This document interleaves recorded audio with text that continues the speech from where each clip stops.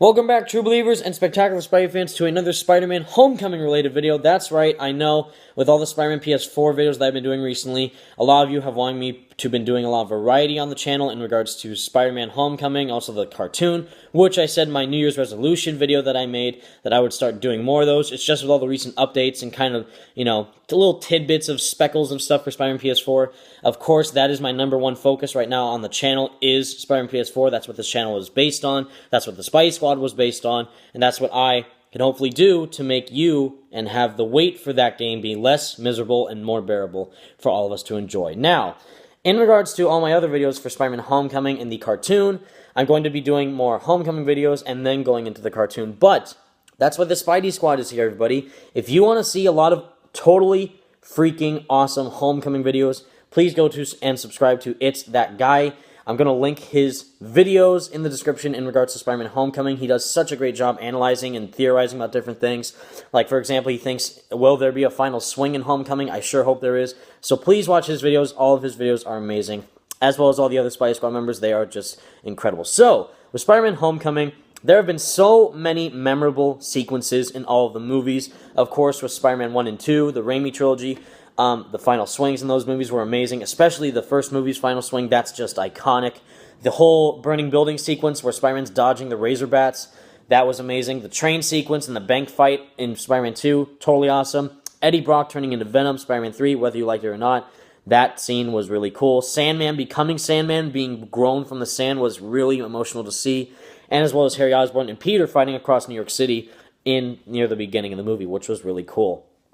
And then, sadly, for the Amazing Spider-Man movies, 2 of them, the only memorable parts of those in the Amazing Spider-Man 1 would be Stan Lee's cameo, where they're fighting, Lizard and Spider-Man are fighting in the high school, and then Stan Lee's there in the library or something. And then the Amazing Spider-Man 2 would be the Times Square sequence. And also the Amazing Spider-Man 1 would be the final swing in that movie, was really cool as well.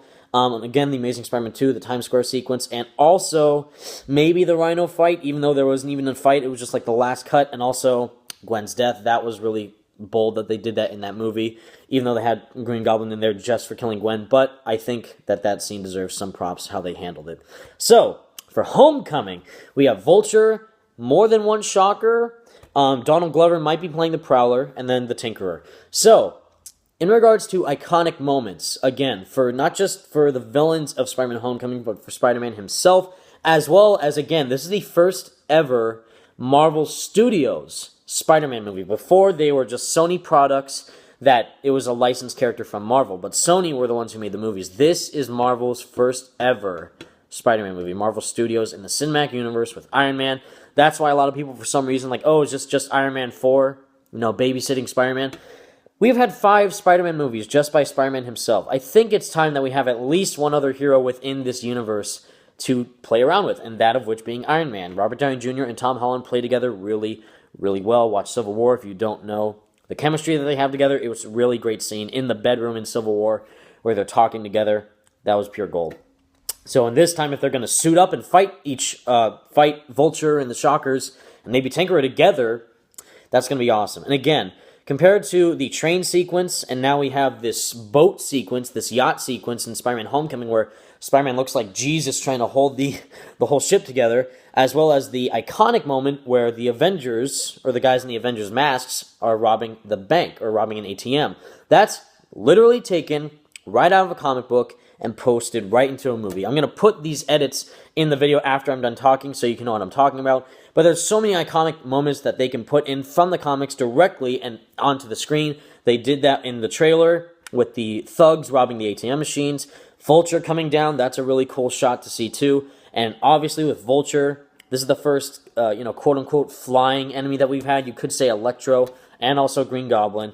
And maybe Sandman with the whole gust of wind. But this is Vulture we're talking about. Vulture fights directly in the air. Only in the air. Vulture, if he's on the ground, he can't really do that much damage because the main damage he can do is flying around in the air. So we have to have at least one aerial fighting sequence with Vulture and Spider-Man at some point in this movie with the web wings. Of course, how's that going to factor in on Washington, D.C.'s monument?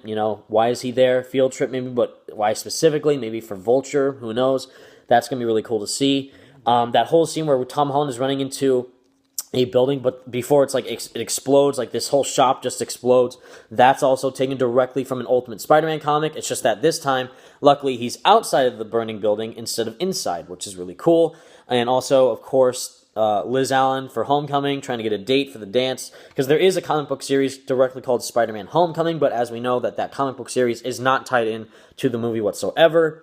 But if Liz Allen and Tom Holland are going to be, or Liz Allen and Peter Parker are going to be the main kind of love connections in this movie, that could lead to Harry Osborn possibly being in this movie. There have been leaked, cast lists about someone playing Harry Osborn. It could be. We'll just have to wait and see. But in regards to actual iconic moments, I think we're going to get a lot, especially since you can't compare any of the other Spider-Man moments to the train scene. It's just so amazing, that scene. And with Homecoming, with Iron Man in the mix now, seeing Spider-Man and Iron Man swing together, that's just going to be super awesome to see in theaters. Please go watch It's That Guy's videos. Please, he does such a great job on all things on Spider-Man Homecoming and also Spider-Man PS4. But mainly Spider-Man Homecoming. His most recent videos have been about those. I'll put all of them in the description so you can watch all of them. And here are the edits that I'm going to link and show you the comparisons between actual comic books and actual scenes within the Spider-Man Homecoming trailer. Thank you so much for watching, everybody. Peace out.